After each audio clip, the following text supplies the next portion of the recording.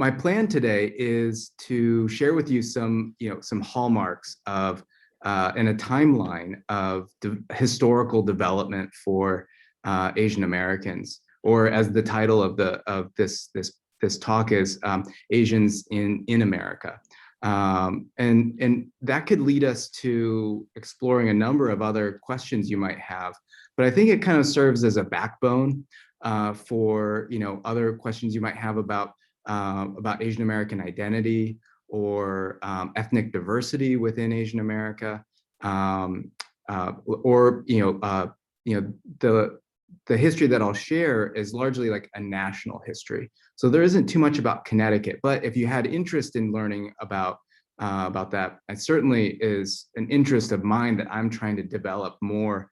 And that history is yet to be written largely. So, so nevertheless, this is a topic that I've spent my academic career trying to explore, and I keep on finding new things to learn. So it's a broad and dynamic interdisciplinary field, and so we could go in a lot of different directions. So I really encourage you to just be curious, and if you want to save your questions to the end, then maybe write them down as you go along, and then we'll try to get to all of those afterwards. So I'll plan to talk for about 30 to 40 minutes, and then we can have a conversation. All right. So let me share this.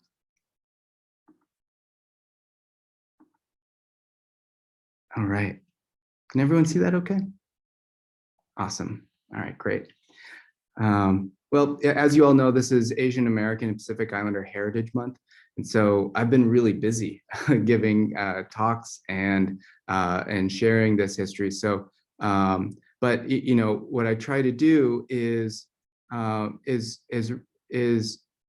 really give a basic understanding of Asian American studies, because there's been so little that has actually been taught about Asian American studies. And I started getting a lot of media requests from journalists last year when the pandemic was beginning, because of anti-Asian racism that was connected to the virus. And the journalists were often asking the same question. 4 or 5 times a week, got calls from different journalists from around the country, and from different countries too. But they were asking the same question: why are Asian Americans here? And they asked, why is this happening? Why is there historical precedence for this? And to me, that was kind of shocking to hear over and over again from journalists, that there was just not a baseline understanding of who Asian Americans are, why are they here? And it really told me that my work as a historian, as a faculty member of a Research One public university, I really have to do a different kind of work to do more kind of public education, not just teaching my courses, right? And so really came to the conclusion that and listening to my students every semester too, is that it's a shame that people have to wait till they get to college to learn this, right? So so it felt like it was important to do work like this, to speak to communities, and to work for education reform, which is something that I'll talk about at the very end. And so what I have here is 2 posters that emerged during the period, the beginning of the pandemic. And this, this phrase, "I am not a virus," began to circulate because it identified the ways that disease was attached to the visual identifier of being Asian. And so, these are 2 different examples of different groups that artists and activists who had transformed, that message into a campaign to identify racism and to try to end it. One local connection here is the "I Am Not a Virus" campaign, with the gentleman pulling the mask down. That was for a local campaign in West Hartford that went national. And so we're really lucky to have this person, Mike Keogh, as the founder, and also have recruited him to be the activist in residence at UConn. So we've been working together over the last year and learning a lot from him and doing some great work together. So of course, this work, this kind of attachment of disease to the Asian body is not new. Right? This is going on almost 2 centuries of this very type of connection between disease and Asian bodies. And so, I have a couple images here. So the first one from 1882 is a magazine cover of The Wasp, which was a magazine out of San Francisco. And here you see three ghosts kind of rising from the San Francisco harbor, and they're called leprosy, smallpox, and I think that other one says malaria. But these were all, these were all diseases that were attached to Asian bodies, particularly Chinese immigrants. And this way of characterizing them was used as a means for excluding them from California. And it didn't just start with disease; it included a number of other kinds of characteristics. So this May 1886 cartoon illustrates a common racial trope for Asians in the US, which is this kind of octopus, or this many tentacled kind of creature that has a number of vices or just negative things attached to it. So for instance, here we have customs robbery, gambling, bribery, opium, smallpox, immorality, and cheap labor. Those are the named tentacles in that cartoon. And these were all things that were attached to the language that was used to describe Chinese immigrants, right? So, but I also include this other image from 1931 to show that this wasn't just in the United States. This is a cartoon from Mexico that showed that Chinese immigrants were natural disease carriers. And so these cartoons were meant to fix that characteristic of disease to the Asian body. And largely what we could learn from it is that these kinds of racial propaganda were actually very successful at changing people's minds and shaping policy.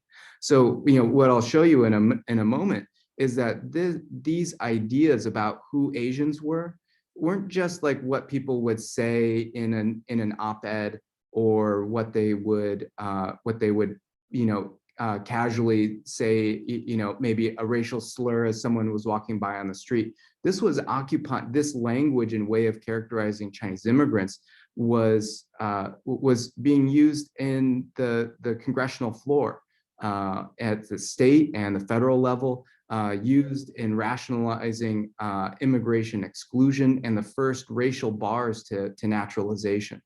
And so these ideas were really powerful ideas that shaped a lot of not just who Asians were, but also the immigration system. And so, there are wide-ranging implications for this. Let me move on. So this doesn't end in the 20th century, though. It continues on. And since I know that I'm speaking to an older crowd, some of you might remember the other pandemics that originated in China and Hong Kong in the 50s and 60s. So here we see 2 other cartoons. This 1957 one is an advertisement for cold medicine, but it produces a kind of specter of fear of the Asian flu in order to sell cold medicine. Right? I think there could be another way to sell cold medicine, but it just shows that those ideas of this kind of racial terror attached to disease has a really deep cultural and historical reservoir in this country. And so when the COVID-19 pandemic hit, this wasn't something new, but it really drew from a long-lived experience, and certainly we haven't addressed these issues because people don't actually, a lot of people don't remember that these things happened, but they nevertheless shape people's attitudes over time and are a record of this kind of long legacy. And then we have the 1968 one where there's they're introducing the vaccines, and this cartoon was actually in a Bridgeport newspaper. And then again with SARS that emerged in 2003, this kind of association of disease with Chinese restaurants. We see the impact on Chinese Asian restaurants now with the pandemic is also really severe. So for instance, like Chinatown in New York City, many restaurants have suffered from discrimination and lack of business because of those stereotypes.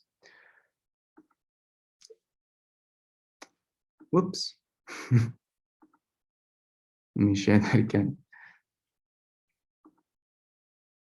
All right, so I think it might be useful to kind of understand like some different ways that racism can impact diseases, right? Because this has been on the top of our minds for the last 2 years, year and a half, and it shows signs that this is continuing to grow and develop as a problem, right? So here are 4 ways that we can understand the way that racism impacts diseases.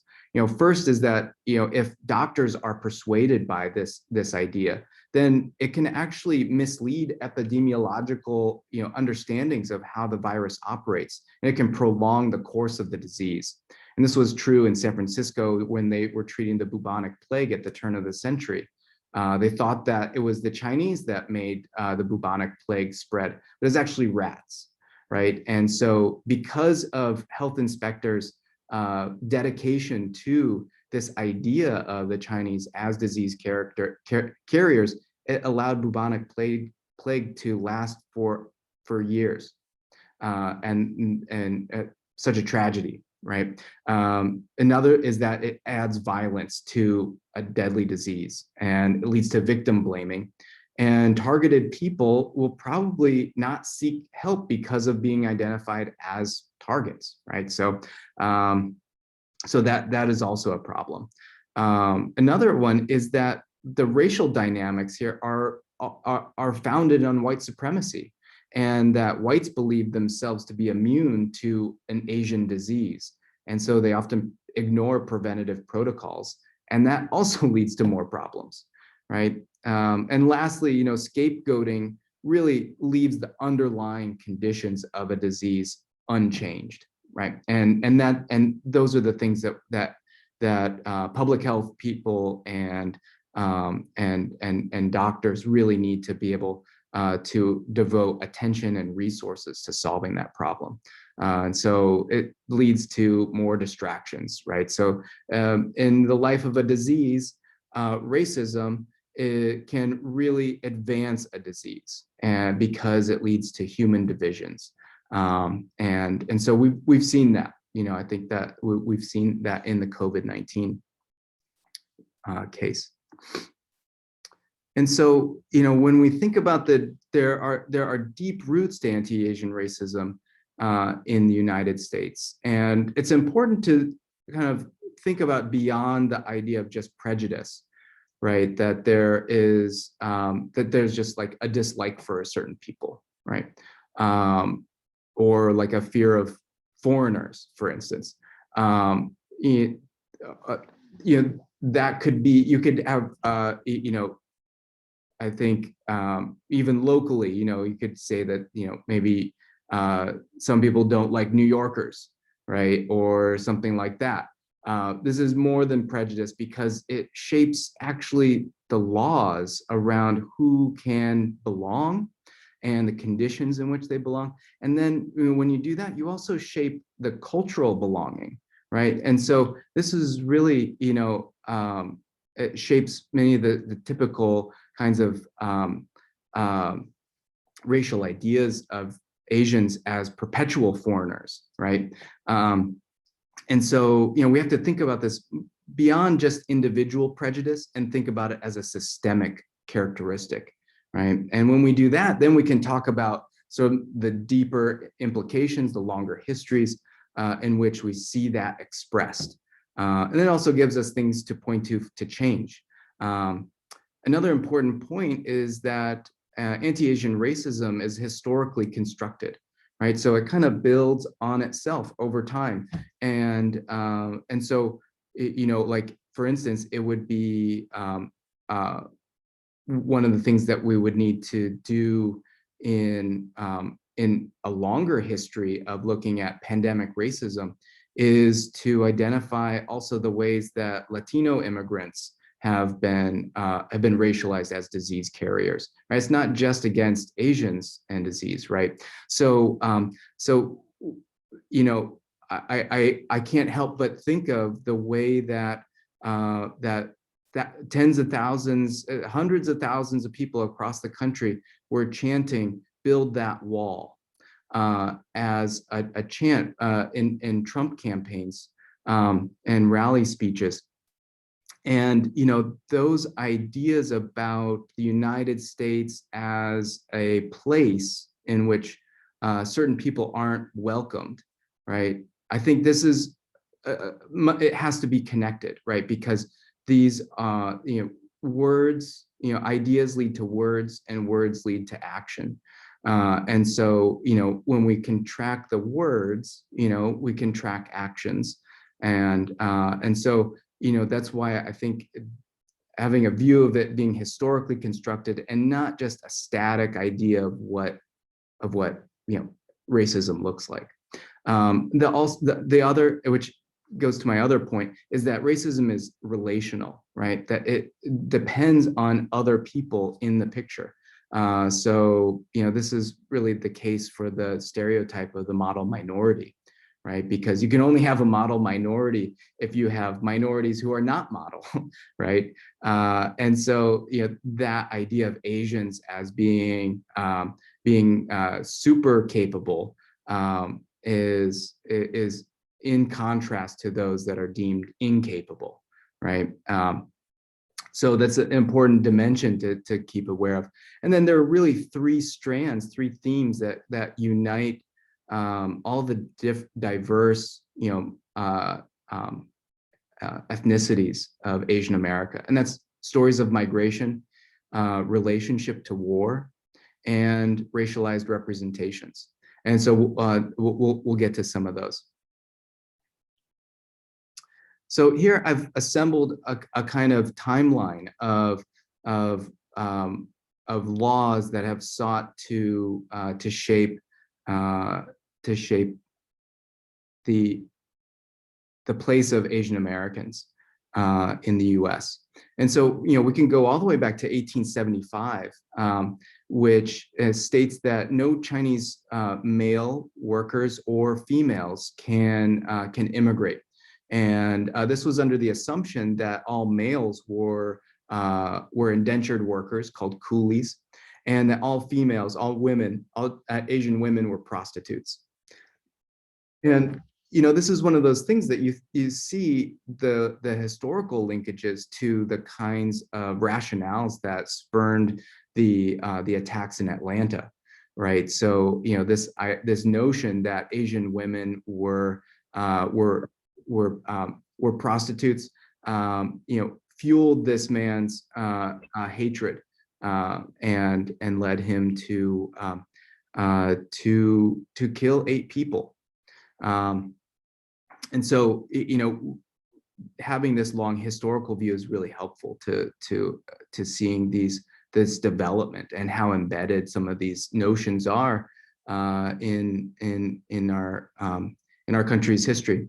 The hallmark legislation that really shaped the place of Asian Americans after this, the Page Act, was the Chinese Exclusion Act of 1882.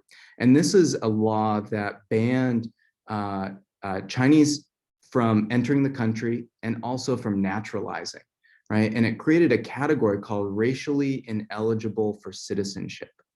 And that basically meant that that if you were of a certain type, and that type keeps changing over time according to different Supreme Court cases, but if you were of a certain type, you were barred from entering the country and naturalizing, right? And so this is really characterized by this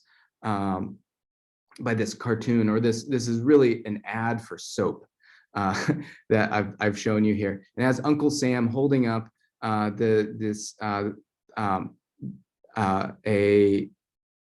kind of faux declaration that this soap will get rid of the Chinese. It's so powerful that the soap will get rid of the Chinese. And so here you see a kind of representation of the sentiment behind the Chinese Exclusion Act, right? That it's Uncle Sam that excluding the Chinese, kicking them out back to their boat in the Pacific, and they will return home. But there's another way to look at this too, is that this was an important law to pass at a time when California was growing very rapidly, and it was one of the other purposes of this law, besides excluding the Chinese, was to mark California and the American West as a white space, as a space where only white settlers could be welcomed and own land and become citizens, right? So this was really a message to a lot of other groups and would-be immigrants. And this was reinforced through successive acts like the Scott Act in 1888 and the Geary Act in 1892. And so this was Congress's way of reaffirming its commitment to Asian exclusion. Let's see here. And then, we see the continuation of these kinds of laws. 1902 Scott Act, which ends the kind of sunset clause of the prior laws and made it permanent. There's some more new kinds of diplomatic relationships that also become a part of the jurisprudence or the legal practice of Asian exclusion.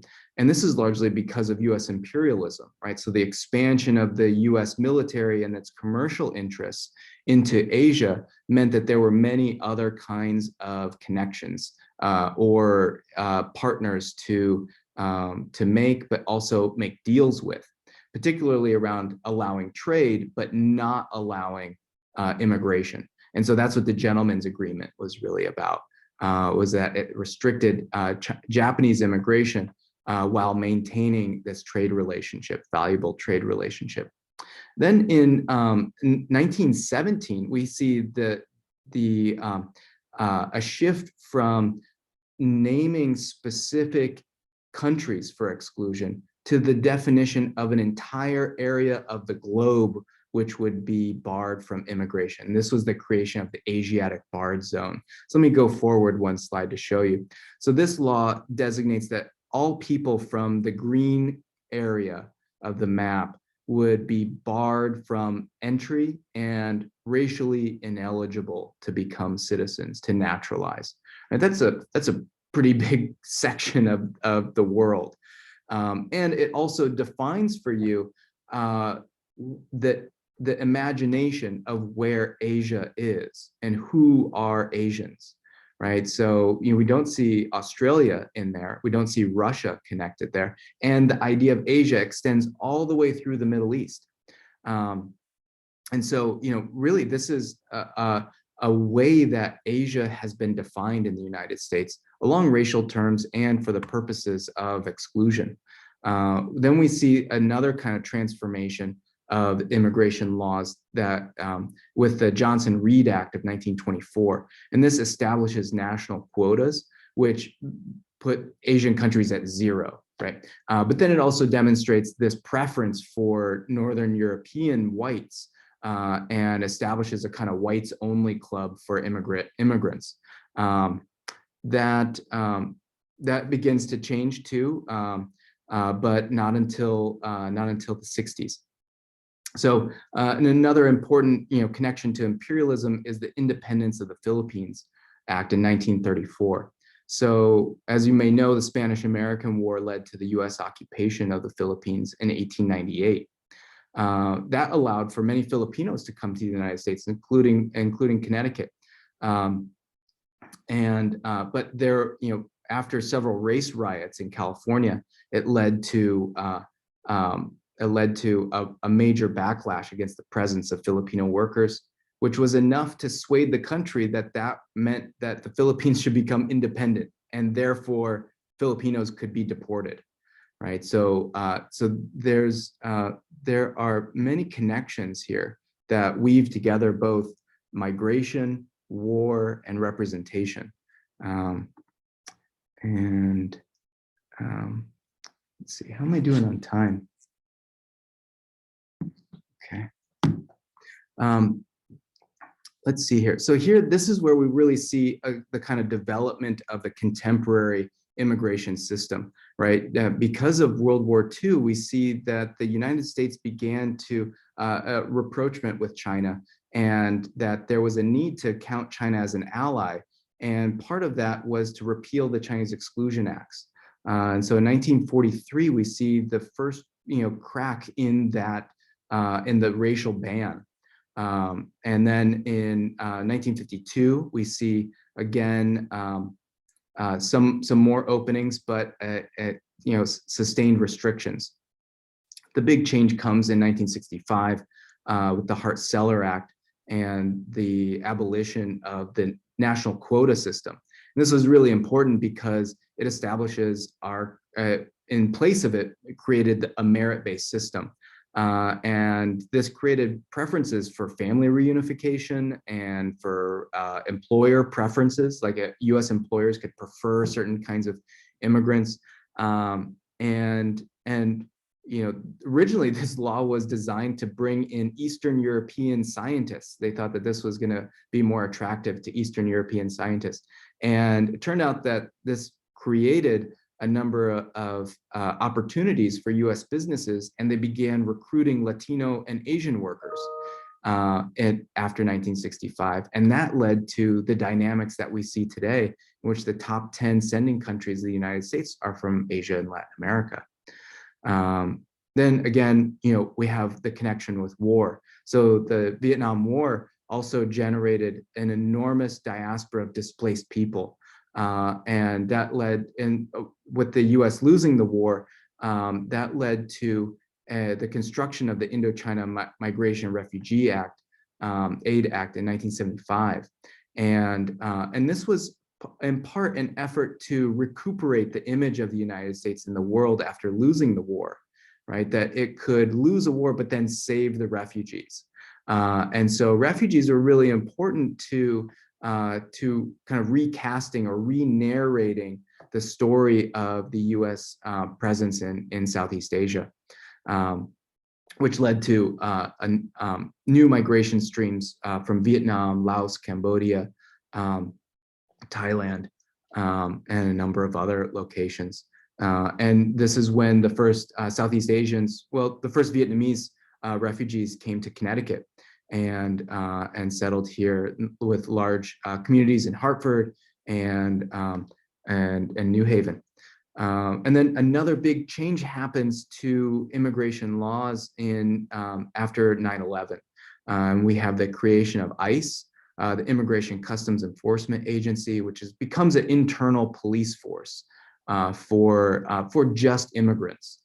And so really we see the the doubling of the budget for the ICE every year. I mean, sometimes even more. But this is again another moment of racialization in which South Asian communities become targeted as they're thought of as terrorists associated with with Al Qaeda. And with these kinds of associations, we see these continued connections between wars abroad and racist sentiment at home. And so these are many of the connections that are revealed by kind of drawing out this deeper history. But Asian Americans weren't passive in all of this. They fought back and established new conditions that really define some of the characteristics of our democracy. For instance, Wong Kim Ark argued in 1898 that even though he was Chinese, he was born in the U.S. And he went to the Supreme Court and said that he should be a citizen, despite the Chinese Exclusion Acts. And he won his case. And ever since then, anybody born in the United States is a citizen. And so we have Wong Kim Ark to thank for that law. Again, this is an interesting way to look at how the racial category of Asians in the United States have shifted over time, because we look at Takao Ozawa in 1923 and versus the US, and he argued that he had done everything right to become an American. And the Supreme Court said, doesn't matter how much you assimilate, you're still Asian and you're still an alien, ineligible for citizenship, racially ineligible. Then Bhagat Singh Thind was a South Asian, and he went to the Supreme Court to argue that he was actually from the Caucasus region of the planet, right? And that made him Caucasian, and that he deserved to be considered on the white side of the line. And the Supreme Court said, nice try, but you're not white in the way we understand whites. And so again, we see that it becomes an arbitrary delineation of who is in and who is out. And it often relies on US foreign interests in wars, labor needs at home, and ongoing politics with other racial groups.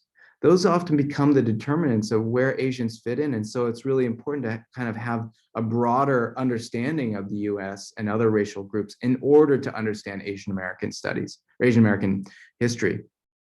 But then we see, that these are difficult things to change, even with these kinds of activists, throughout Asian American history. Korematsu in 1944 argued against his incarceration during World War II as a Japanese American, but was able to argue for criminal process, for due process. But then we see, that the killing of Vincent Chin in the 1980s in Michigan, in Detroit, really led to an understanding that that there is still white impunity in violence against Asians, right? So Vincent Chin was killed by two co-workers who worked at an auto plant with him, and the case around him really was a slap on the wrist for the assailants, and but it nevertheless ignited a new generation of activists. And then, we also see, in closer to today, we see Jin Park in 2018 become the first deferred action for childhood arrival recipient, which is DACA, more popularly known as DACA, right? So, so Asian immigrants continue to, be shaped by immigration law, and even as they're viewed as being successful immigrants, Asians in America have the highest wealth disparity within a racial group, right? So there's so even though there are some that you could point to as being successful, it really is a mischaracterization of the larger group, right?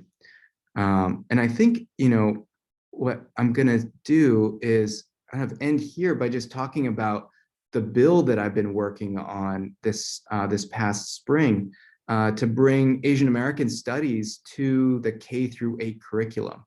And so right now there's a bill on the House floor. It'll be voted on, I think, on Thursday. And it's HB 6619. And it's to develop a model curriculum, K-8, for Asian American studies, Pacific Islander studies, as well as Native American studies and many other model curriculum. So we're really excited about this because it gives us the chance to be able to tell some of these stories and for children to understand themselves and their neighbors in better ways. And that what we've been doing with our support for this bill is to really try to build out a way to support students and parents and to advocate for teachers that want to teach this material and develop curriculum and resources that can be used in the classroom, and really to build community, because Asian Americans have been invisible for so long in mainstream culture that we really have a chance to have public conversations about a community that has just been ignored for too long. And so I think with that, I want to really open up the questions. I'm eager to have conversation with you. So thanks for giving me some